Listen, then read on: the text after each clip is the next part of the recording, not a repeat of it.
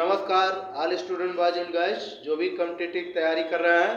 तो आज से जो है मैं इतिहास का क्लास 1 लाइन स्टार्ट कर दिया हूं।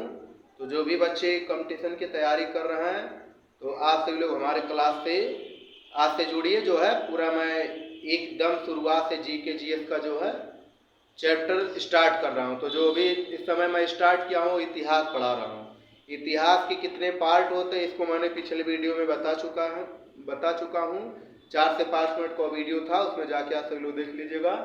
आज जो हम बताने वाले हैं इतिहास में जो सबसे पहले पार्ट चलेगा हमारा प्रागैतिहासिक काल, यानी जिसके जनक कौन माने जाते हैं, रॉबर्ट ब्रूस फ्रूट। उन्हें हम कहते हैं प्रागैतिहासिक काल के जनक, यानी इसको इंग्लिश में हम बोलते हैं प्री हिस्टोरिक पीरियड। ठीक, यानी जिसको कहते हैं क्या, प्रागैतिहासिक काल,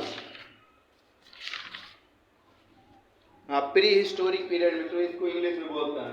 तो इसके बारे में आज बताने वाला देखिए। जो इतिहास का कुछ पॉइंट है जो शुरुआत का है।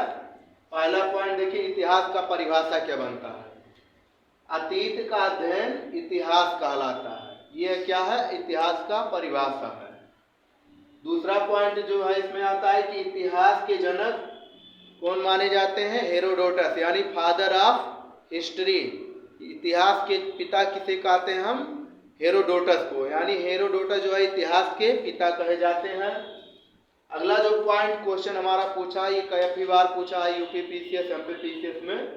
देखिए दिया, मानव जात का पालना कहाँ पर हुआ था हमारा, अफ्रीका महादेश को कहते हैं। यानी जो मानव जाति का पालना हुआ या उद्भव हुआ वो कहाँ से हुआ था हमारा, अफ्रीका महादेश से।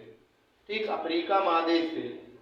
और चौथा पॉइंट देखिए, जबकि सभ्यता का पालना एशिया महादेश को कहते हैं। ठीक, तो ये 2 क्वेश्चन यहाँ से बनते हैं। काफी बेहतरीन क्वेश्चन है ये। अगर पूछ सकता है आपसे कि मानव जात का पालना किस महादेश को कहते हैं, तो अफ्रीका महादेश को। अगर क्वेश्चन थोड़ा सा चेंज कर देगा, कहेगा कि सभ्यता का पालना बताओ किस महादेश में होता है, तो ये जो सभ्यता का पालना हमारा है एशिया महादेश। ठीक, ये दोनों पॉइंट ध्यान की रहना। अगला जो हमारा बनता है इसे क्वेश्चन, इतिहास, यानी इतिहास को 3 खंडों में बांटते हैं हम, प्रागैतिहासिक काल, आदिऐतिहासिक काल और ऐतिहासिक काल, यानी pre historic period, pro historic period and historical period. ठीक, इंग्लिश में 3 पार्ट होते हैं हमारे। Pre historic period, proto historic period and historical history. तो इन्हीं तीनों को पढ़ना। तो जो सबसे पहले आप सभी को पढ़ाने वाले हैं प्रागैतिहासिक काल। अब प्रागैतिहासिक काल के सबसे पॉइंट आता है कि इसके जनक कौन माने जाते हैं। तो प्रागैतिहासिक काल के जनक कौन है, रॉबर्ट ब्रूस फ्रूट को कहते हैं प्रागैतिहासिक काल के फादर यानी पिता। अब इसका परिभाषा देखिए क्या बनता है, इतिहास का वह समय जिसमें मानव पढ़ना लिखना नहीं जानता था, इसकी जानकारी केवल पुरातात्विक साक्ष्य से मिली है। इसके अंतर्गत पाषाण काल को रखते हैं। ठीक, तो यानी इसमें क्या था कि प्रागैतिहासिक काल में मानव कुछ भी नहीं जानता था, यानी एकदम वो क्या था कि ना तो लिख पाता था ना ही पढ़ पाता था, ऐसा वो स्थिति था। यानी एक प्रकार से जान लीजिए कि जानवर जैसा था। जानवर जानते जैसे कि कुछ उनको जानकारी मालूम नहीं रहता है, उनका काम सिर्फ अपने काम से मतलब रहता, उसी तरह पहले मानव था, एकदम जानवरों की भांति कार्य करता था, उसे कुछ पता नहीं था। तो इसके अंतर्गत हम किसको रखते हैं, पाषाण काल को रखते हैं। तो जो इसमें पढ़ने वाले सबसे पहला टॉपिक जो एग्जाम के दृष्टि है तो पाषाण काल पढ़ते हैं। इसको इंग्लिश में क्या कहता है, स्टोन एज। ठीक, पाषाण काल को अंग्रेजी में क्या बोलता है, स्टोन एज कहा जाता है। तो इसी टॉपिक को जो है अभी आप सभी को पढ़ाने वाले आगे बताएंगे इसमें।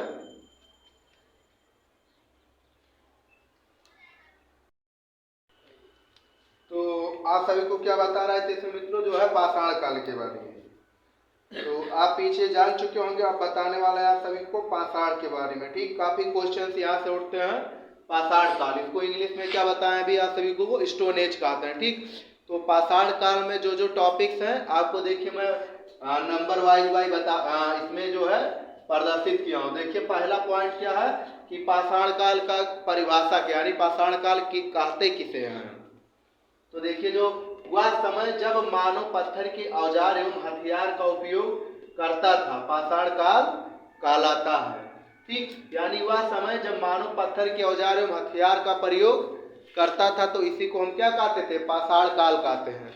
अब देखिए इसमें क्या आता है पॉइंट, दूसरा जो नंबर है पॉइंट इसमें कि भारत में सर्वप्रथम 1863 ईस्वी में रॉबर्ट ब्रूस फ्रूट ने पाषाणकालीन सभ्यता की खोज की। ठीक, तो यहाँ से ये भी क्वेश्चन बन जाए, आपको मिल गया टॉपिक की, पूछ लेगा कि पाषाण काल, इसी का नाम हमने क्या बताया इसमें पीछे जो है पाषाण काल का नाम। तो पाषाण काल का खोज किसने किया था, 1863 ईस्वी में रॉबर्ट ब्रूस फ्रूट ने पाषाणकालीन सभ्यता की खोज की, यानी जो इसकी सभ्यता थी उसको रॉबर्ट ब्रूस फ्रूट ने बताया कि इस काल की ये सभ्यता है। तीसरा पॉइंट जो देखिए है इसमें, भारतीय पुरातत्व का पिता सर अलेक्जेंडर कनिंघम, यानी इसे भारतीय पुरातत्व का पिता कहा जाता है, सर अलेक्जेंडर कनिंघम। तो ये काफी क्वेश्चन पूछता है, एसएससी हो गया, एसएससी जीडी या एसएससी सीजीएल में काफी बार ये क्वेश्चन आया हुआ है। चौथा देखिए जो क्वेश्चन है, भारत का पुरातात्विक संग्रहालय का जो नाम है उसका क्या नाम है, इंदिरा गांधी मानव संग्रहालय है, जो संस्कृति मंत्रालय के अधीन है। ये जो हमारा संग्रहालय है किसके अधीन है, संस्कृति मंत्रालय के अधीन आता है। पांचवा पॉइंट जो है, मिलने वाली धातु के आधार पर नामकरण, ऐसे क्वेश्चन इसमें उठाएगा कि मिलने वाली धातु के आधार पर नामकरण किसने किया इसका, तो क्रिश्चियन थॉमस ने किया था धातु के आधार पर। और लिखावट के आधार पर नामकरण किसने किया था, जॉन ब्रूस ने किया। ठीक, तो धातु के आधार पर नामकरण क्रिश्चियन थॉमस और लिखावट के आधार पर नामकरण जॉन ब्रूस फ्रूट ने। तो यहाँ से ये पांचवा क्वेश्चन आपका बनता है, छठवां था। और लास्ट देखिए जो टॉपिक आता है, फिर पूरा पाषाण काल को 4 भागों में बांटा गया है, यानी जो अगला नेक्स्ट वीडियो आपको आएगा तो उसमें हमें बताएंगे पढ़ाएंगे कि पूरा पाषाण काल के जो 4 पार्ट है उसमें क्या क्या आते हैं। ठीक, तो आज क्लास यहीं तक रोकते हैं। तो आज सभी लोग इस क्लास को पढ़कर काफ़ी बेहतरीन जो है जानकारी पाओगे, इसमें कोई दिक्कत नहीं हो तो आप हमारे जो है क्लास से जुड़िए, क्योंकि अभी शुरुआत का जो मैं क्वेश्चन पढ़ाना स्टार्ट किया हूँ, आज मेरा ये दूसरा जो है क्लास है। थोड़ा कम कम अभी डालना, जैसा जैसा टाइम मुझको मिलता जाएगा वैसे मैं अपने जो है क्लास का टाइम बढ़ाते जाएंगे। तो आप सभी लोग ज़्यादा से ज़्यादा देखिए और शेयर कीजिए, जितने ज़्यादा आप सभी लोग शेयर लाइक कीजिए और नहीं कीजिए तभी हमारा काम है पढ़ाना।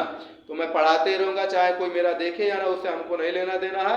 मेरा काम है टीचर हो तो पढ़ाने का कार्य। तो ऑल द बेस्ट, जय हिंद जय भारत।